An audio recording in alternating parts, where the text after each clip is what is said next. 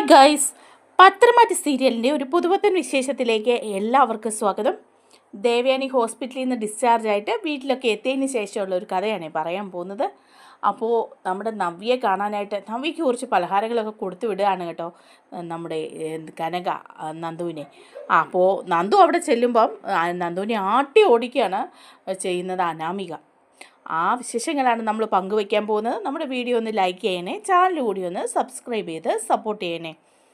അപ്പോൾ കനക ജോത്സ്യം പറഞ്ഞത് കേട്ട് കഴിയുമ്പോഴേ കനകയുടെ മനസ്സിലാകപ്പാടെ ഒരു വിഷമം തന്നെ ആവുകയാണ്. എന്നിട്ട് നയനയോട് പറയുന്നുണ്ട്, നന്ദുവും അനിയും കൂടി ഒന്നിക്കുമെന്നാണ് ജോത്സ്യൻ പറയുന്നതെന്ന് പറയുമ്പം നയന പറയുന്നുണ്ട്, അങ്ങനെയൊന്നും ഉണ്ടാവരുത്. അനിയും അനാമികയും കൂടിയുള്ള ജീവിതമൊന്നും അത്ര നന്നായിട്ടല്ല പോകുന്നത്. പക്ഷേ നന്ദു ഒരിക്കലും ആ കുടുംബത്തിലേക്ക് വരാതിരിക്കുന്നത് തന്നെയാണ് നല്ലതെന്ന് പറയണം.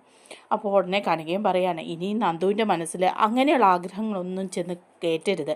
കാരണം അവൾ മറ്റൊരു വിവാഹം കഴിച്ച് പോകണം, ഇനിയും അവൾ അനിയെ ആഗ്രഹിക്കരുതെന്നൊക്കെ പറയാം. ഇതൊക്കെ നന്ദു കേൾക്കുന്നത് കൊണ്ട് തന്നെ അനിയോടൊരു ചെറിയ ഇഷ്ടമൊക്കെ തോന്നുകയാണ് കേട്ടോ. എനിക്കും അതുപോലെ നന്ദുവിൻ്റെ ചിരിയും നന്ദുവിനെയൊക്കെ കാണുമ്പം ഒരു സ്നേഹമൊക്കെ ഉണ്ട് കേട്ടോ. പക്ഷെ വേറൊരു രീതിയിലേക്കൊന്നും അവർ പോകുന്നുമില്ല.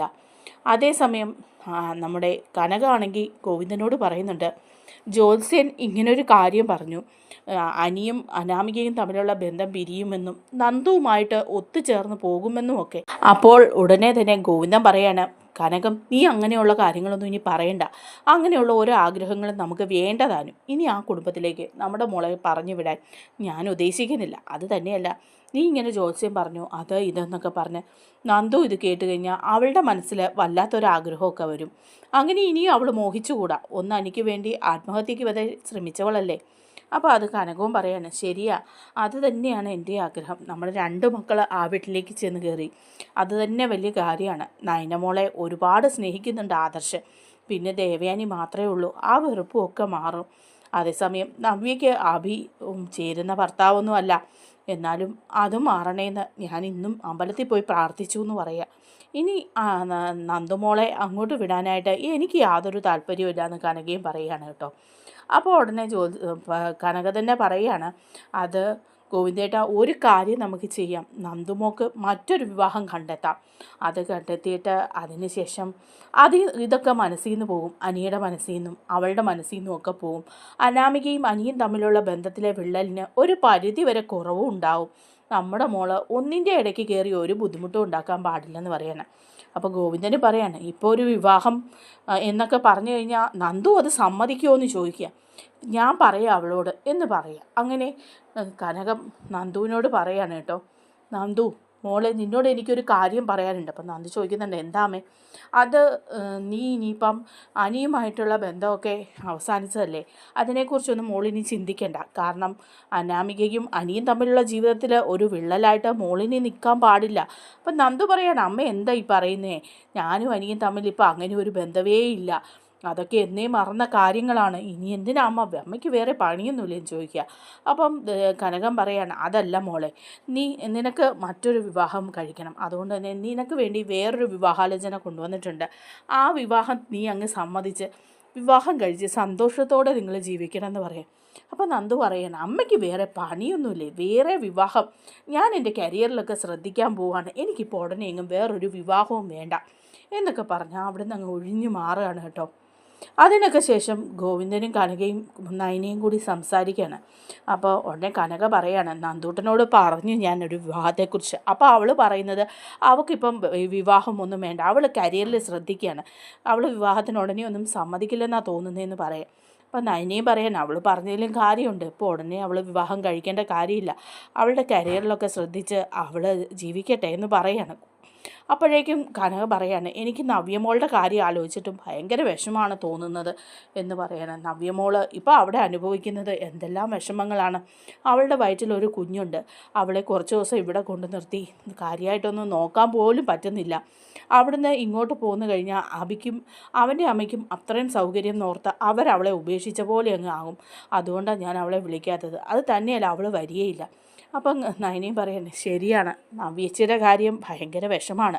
നവ്യേച്ചിയെ ഒന്ന് പരിഗണിക്കുന്നു പോലുമില്ല അഭിയും അതുപോലെ തന്നെ അപ്പച്ചിയുമൊക്കെ. അവർ വെറുത്താ സംസാരിക്കുന്നത്. പക്ഷേ നവ്യേച്ചി ആയതുകൊണ്ടാണ് അവിടെ പിടിച്ചു നിൽക്കുന്നത് ആ കുഞ്ഞിനെ ഓർത്ത് എന്ന് പറയുമ്പം കനക പറയാം, എനിക്ക് അവൾ ഗർഭിണിയായിട്ട് ഒന്ന് നന്നായിട്ട് നോക്കാൻ പോലും പറ്റിയില്ല. എൻ്റെ കുഞ്ഞ് അവിടെ നിന്ന് എന്തെല്ലാം അനുഭവിക്കുന്നു.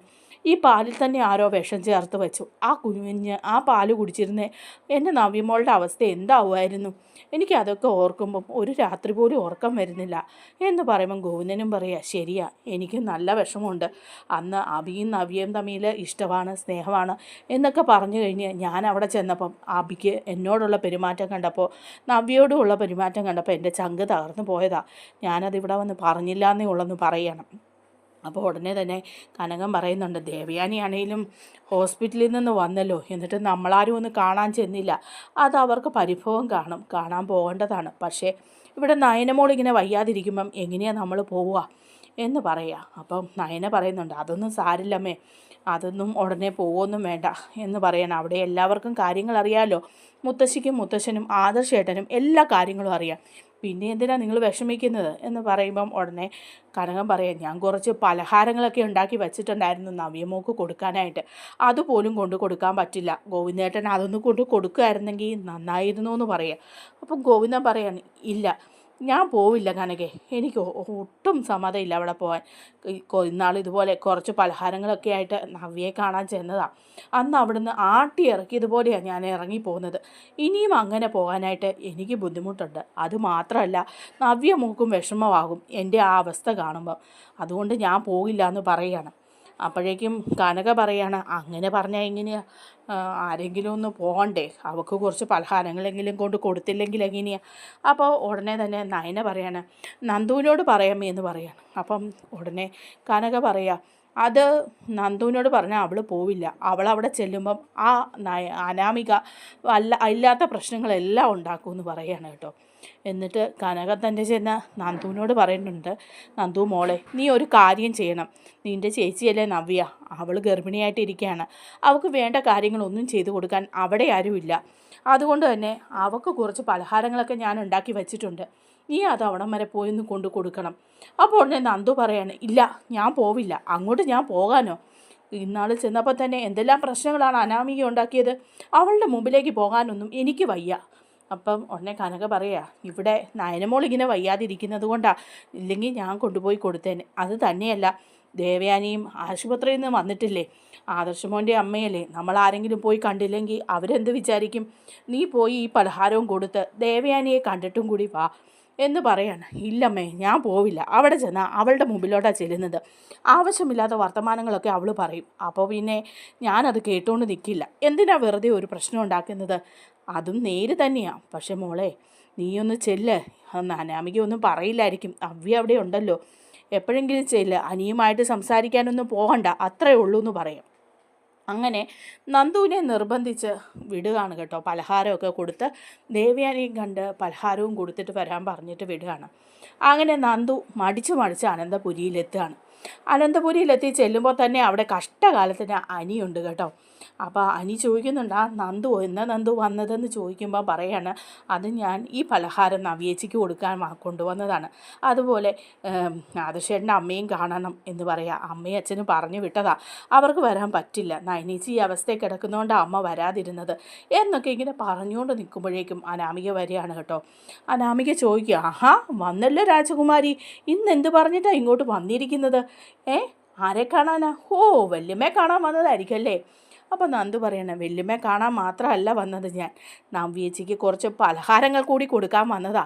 ഓ, ഓരോരോ കാരണങ്ങളുണ്ടല്ലോ. നവ്യേച്ചിയെ കാണാൻ ഇങ്ങോട്ട് വരിക, നയനേച്ചിയെ കാണാൻ ഇവിടെ ഒരാൾ അങ്ങോട്ട് പോവുക. കൊള്ളാം കൊള്ളാം, എന്തായാലും ഇതൊന്നും ഒരു നടക്ക് പോവില്ല. എടി, നാണമില്ലടി നിനക്ക് എൻ്റെ ജീവിതം ഇങ്ങനെ തകർക്കാൻ വീണ്ടും വീണ്ടും ഇങ്ങനെ മണത്ത് ഇങ്ങോട്ട് വരാനായിട്ട്. അപ്പോൾ നന്ദു ഒന്നും മിണ്ടാതെ ഇങ്ങനെ നിൽക്കുകയാണ് കേട്ടോ. പനി പറയുന്നുണ്ട്, എൻ്റെ അനാമിക ഒന്ന് മിണ്ടാതിരിക്കുക, അവളുടെ ചേച്ചിക്ക് പലഹാരം കൊടുത്തിട്ട് പോട്ടെ എന്ന് പറയും. ഓ, ചേച്ചിക്ക് പലഹാരം കൊടുക്കാൻ അവിടെ വേറെ ആരും ഇല്ലായിരിക്കും അല്ലേ? നിൻ്റെ ചേച്ചിമാരെല്ലാം കൂടെ എൻ്റെ ജീവിതം ഇങ്ങനെ അങ്ങ് ആക്കി. ഇനിയിപ്പം നീ ഇവിടെ കയറണം എങ്ങനെ? അതിനുവേണ്ടി അവരോരോ കാരണങ്ങൾ ഉണ്ടാക്കിക്കൊണ്ടിരിക്കുക അല്ലേ എന്ന് ചോദിക്കുക. അപ്പോഴേക്കും നവ്യ അങ്ങോട്ട് വരികയാണ് കേട്ടോ. നവ്യ ചോദിക്കുക എന്താ അനാമികെ? അപ്പം നന്ദു പറയുന്നുണ്ട്, ഞാൻ നവ്യച്ചിക്ക് കുറച്ച് പലഹാരങ്ങൾ അമ്മ തന്നു വിട്ടതാ, അത് തരാനും ആദർശേൻ്റെ അമ്മയൊന്ന് കണ്ടിട്ട് പോകാനും വേണ്ടി വന്നതാ. ഓഹോ, ഈ അനാമിക അപ്പോൾ വേണ്ടാത്ത കാര്യങ്ങളൊക്കെയാണ് പറയുന്നത്. അപ്പോൾ ഉടനെ നവ്യ പറയാണ്, എന്താ അനാമിക നിനക്ക് പ്രശ്നം? നന്ദു വന്നതാണോ നിനക്ക് പ്രശ്നം? അവൾ എൻ്റെ അനിയത്തിയാണ്, എന്നെ കാണാൻ വന്നതാ അവൾ എനിക്ക് പലഹാരമായിട്ട് എൻ്റെ അമ്മ പറഞ്ഞു വിട്ടിട്ട് വന്നതാ. അവിടെ നിനക്കെന്താ പ്രശ്നം? പിന്നെ പലഹാരം കൊണ്ട് വന്നു, അനിയെ കാണാനല്ലേ അവൾ വന്നത്. നീ എന്ത് വർത്തമാനമാണ് ഈ പറയുന്നത്? നിൻ്റെ ഭർത്താവല്ലേ അനി, അവനല്ലേ മുമ്പിൽ നിൽക്കുന്നത്, അവനോട് നിനക്ക് ചോദിക്കാമല്ലേ അവനെ കാണാനാണോ നന്ദു വന്നതെന്ന്? ഇനിയിപ്പോൾ അവനെ കാണാൻ നന്ദു വന്നിട്ട് ഇങ്ങോട്ട് വരണം.